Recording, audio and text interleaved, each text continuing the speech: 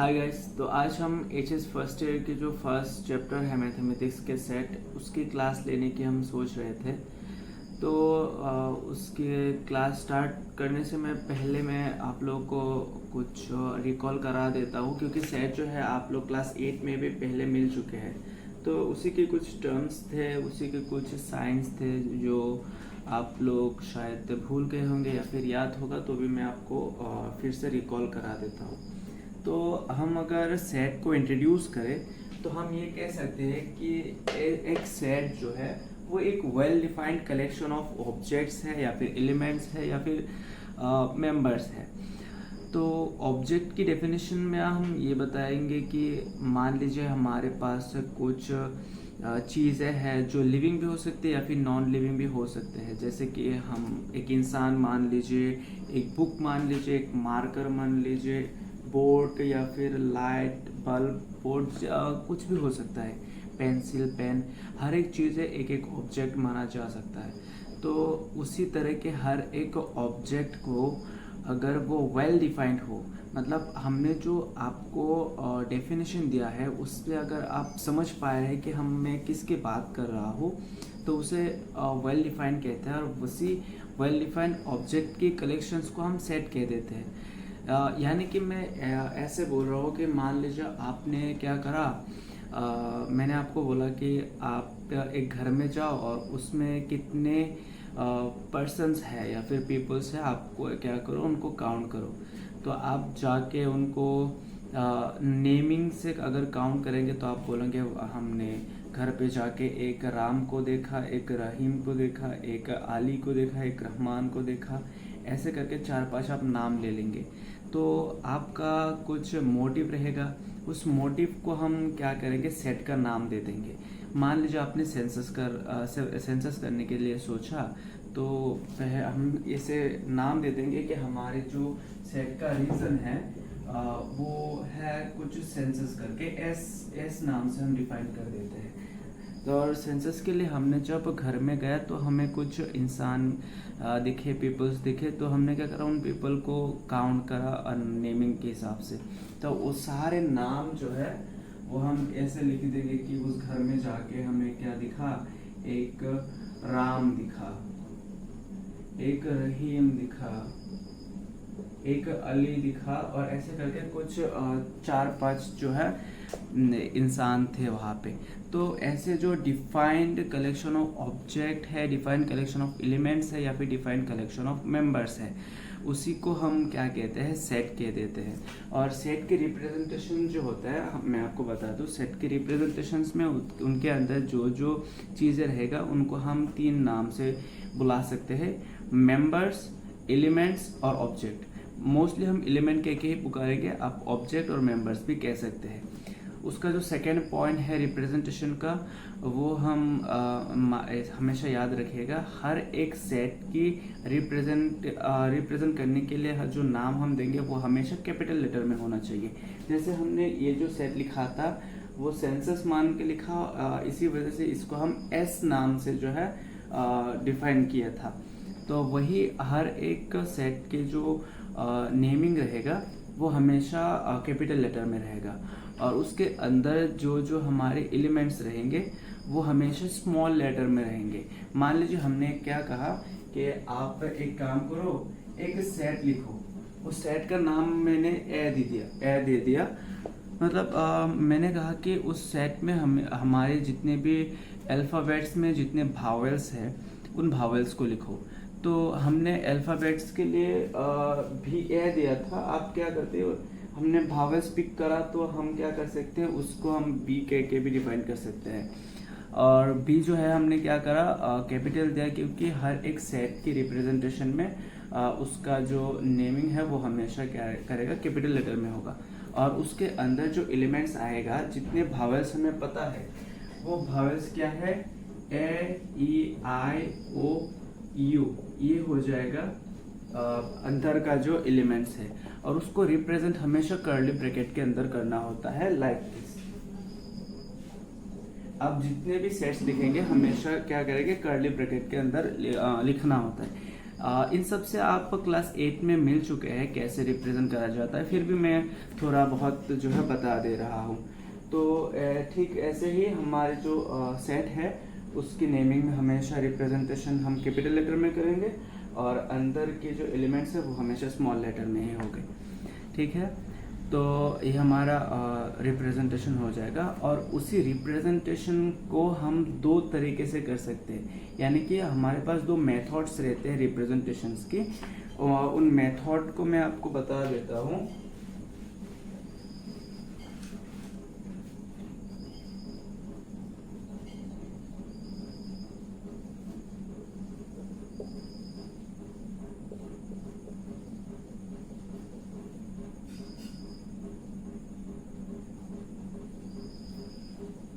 एक सेट को रिप्रेजेंट करने के लिए हमारे पास दो मेथड रहते हैं। पहला होता है रोस्टर या फिर टेबुलर फॉर्म, और दूसरा होता है हमारे पास सेट बिल्डर फॉर्म। तो रोस्टर फॉर्म क्या होता है, सेट बिल्डर फॉर्म क्या होता है, मैं छोटे छोटे करके जो है आपको बता देता हूँ, क्योंकि आपका जो यहाँ पर डीप एक्सप्लेनेशन आप जो है पहले ही आप मिल चुके हैं उससे। अब अभी हम छोटे एक्सप्लेन भी करेंगे और तो थोड़ा सा एग्जांपल भी दे देंगे तो आपको समझ में आ जाएगा। तो पहला जो है वो होता है रोस्टर फॉर्म या फिर टेबुलर फॉर्म। अच्छा, रोस्टर फॉर्म में बेसिकली इतना कुछ नहीं होता। रोस्टर फॉर्म में हमें सिर्फ जो इन्फॉर्मेशन दिया होता है उनसे हमें क्या समझ में आया वो हम लिख देंगे। मान लीजिए हमारे पास एक सेट है ये, और हमने ये कहा कि इस सेट में क्या क्या एलिमेंट आएगा, हर एक भावेल जो अल्फ़ाबेट में है वो आएगा। तो हम क्या करेंगे, इस पे ऐसे लिख सकते हैं कि द vowels of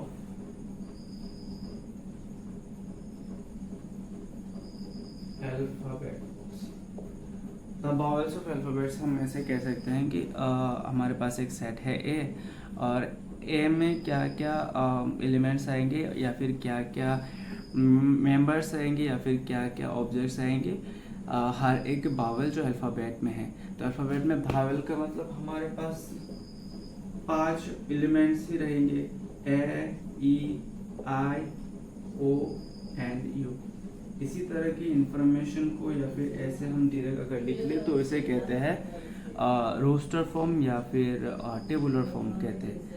और इसके बाद भी हमारे पास एक और फॉर्म रहता है, उसे हम कहते हैं सेट बिल्डर फॉर्म।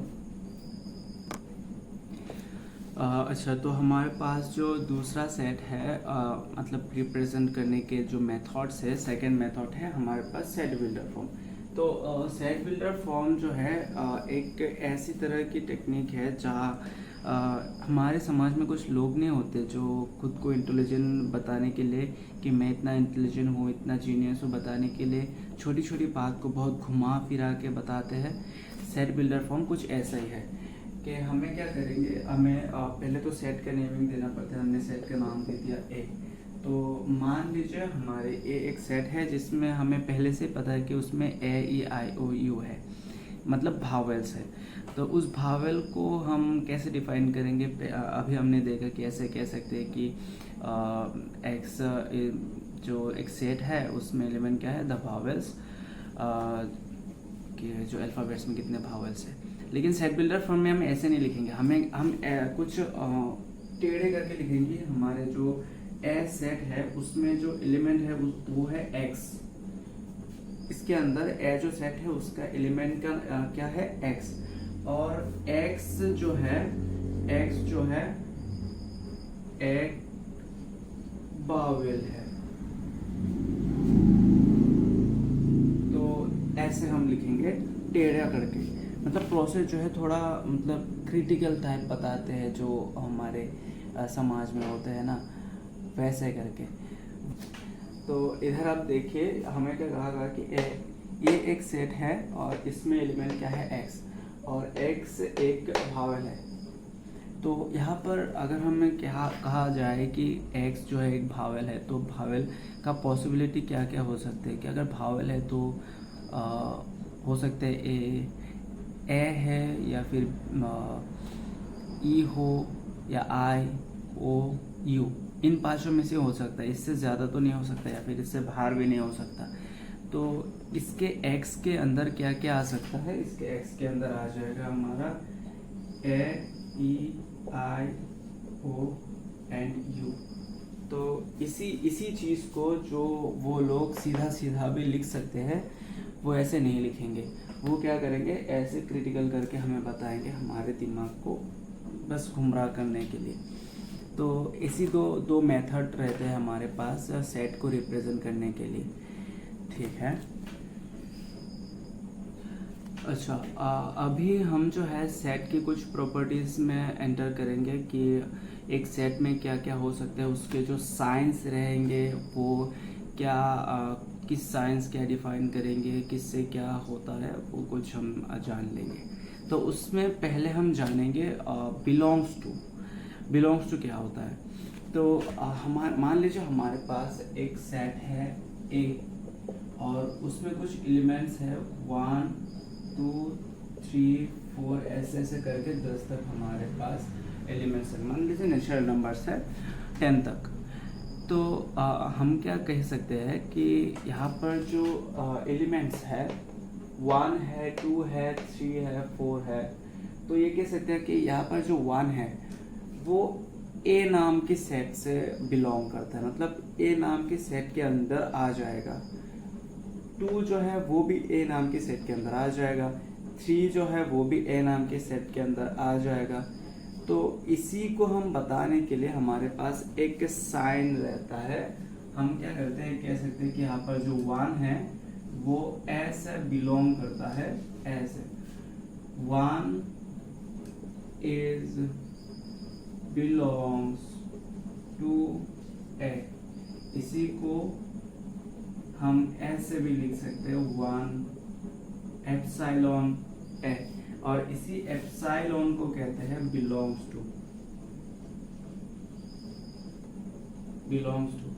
ये हमें समझाता है कि ये जो एलिमेंट है वो इस सेट के अंदर हमें पाया जा सकता है, और अगर ये पाया ना जाए तो उसे कहते हैं नॉट बिलोंग्स टू।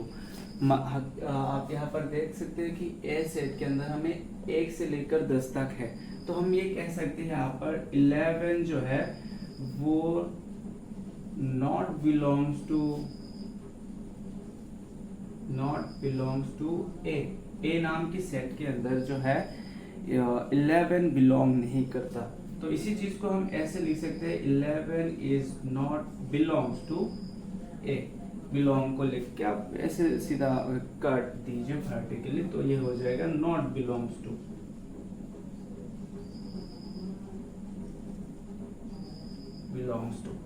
ठीक है।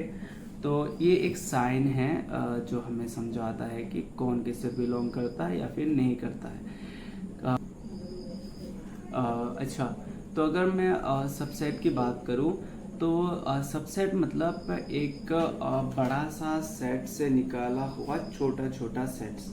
मतलब आप ये कह सकते हैं अगर बड़ा सेट एक स्कूल हो तो उन स्कूल में रहने वाले छोटे छोटे जो क्लासेस रहते हैं, क्लास 1 2 3 4 या फिर 10 जितने तक क्लासेस रहते हैं, वो हर एक सब स्कूल हम कह सकते हैं, या फिर सब जो क्लासेस है वो स्कूल के अंदर ही एक छोटा सा सेट है। इसको आप ऐसे समझिए कि अगर हमारे पास एक सेट है जिसका नाम हमने लिख दिया ए, और वो उसके अंदर अगर एलिमेंट्स 1 से लेके 10 तक है, उसके अंदर अगर एलिमेंट 1 से लेके 10 तक है, तो आप अगर उससे एक और सेट निकाले कि मैंने मान लिया कि बी एक और सेट है जिसमें हमें 2 4 6 8 और 10 देखने को मिला। हमने मतलब हम ये कह सकते हैं कि 1 से लेकर 10 तक जितने इवन नंबर्स है वो हमने बी सेट के अंदर जो है ला दिया। तो हम ये कह सकते हैं कि हमारे पास जितने भी बी के एलिमेंट्स है वो सब ए में हमें पाया जा सकता है, यानी कि ये एक बड़ा घर है, उससे हमने क्या करा, एक छोटा सा रूम को हम डिफाइन कर रहे हैं। तो बी हो जाएगा एक छोटा सा रूम। तो हम कह सकते हैं बी जो है एक छोटा सा रूम है, एक छोटा सा रूम है किसका, ए का। ठीक है, ए का एक छोटा सा रूम है, इसे कहते हैं सबसेट। ठीक है, जो ए जो है एक, बी जो है एक छोटा सा सेट है किसका, ए का, इसे कहते हैं सबसेट। ठीक है, इसमें एक और चीज है प्रॉपर और इम्प्रॉपर सबसेट, इसके बारे में भी हम अब बात करेंगे।